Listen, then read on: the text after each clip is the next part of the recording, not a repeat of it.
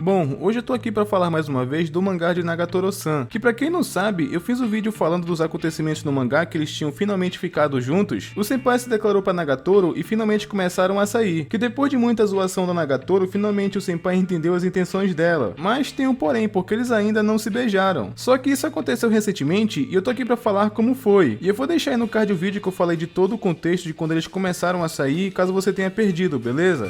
E como eu tinha falado, no final daquele vídeo, quando eles começaram a namorar, o senpai até tentou beijar Nagatoro como recompensa por ela ter derrotado a Orihara, só que a Nagatoro acabou arregando porque ela ficou com vergonha, já que ela não curte fazer essas coisas em público. E ainda por cima jogou o senpai e ficou por isso mesmo. Só que continuando após isso, é quando corta pra casa do senpai, até ele ficou surpreso consigo mesmo por finalmente ter conseguido se declarar. E ele tava pensando sobre isso enquanto tomava uma ducha. E ele tava muito feliz com isso, apesar que ele sente que foi um pouco apressado, já que a Nagatoro ela ficou tímida em querer beijar ele naquele momento, sabe? Só que nesse instante, ele recebe uma mensagem que era justamente a Nagatoro, e ela pede desculpas pelo que rolou mais cedo, né, porque ela arremessou ele e tudo mais, e avisa pro senpai tomar banho e se aquecer, que ele acaba falando inclusive que ele tava na banheira. Então é nesse instante que a Nagatoro resolve ligar pra ele, que basicamente ela também tava tomando banho, e a Nagatoro continua atacante, porque mesmo que na zoeira, ela ainda assim fala sério, porque ela fala que é normal namorados fazerem esse tipo de coisa. Engraçado que o senpai até concorda com isso, então a Nagatoro simplesmente resolveu mudar de ligação de chamada de voz para chamada de vídeo. E claramente o senpai ficou com vergonha daquela situação. E ele admite que estava um pouco nervoso inclusive. Só que a Nagatoro parece que não estava tão nervosa assim. Ela até comenta que já tomou banho nas termas com ele, também já pousou nua pra ele. Então meio que agora já é tarde demais para ter alguma reação assim, tá ligado? E como eu já tinha falado antes, parece que a Nagatoro ela só tem frescura em público. Só que no privado com o senpai, ela começa a se soltar. Só que no fim das contas, ela tava um pouco nervosa mesmo que lá no fundo.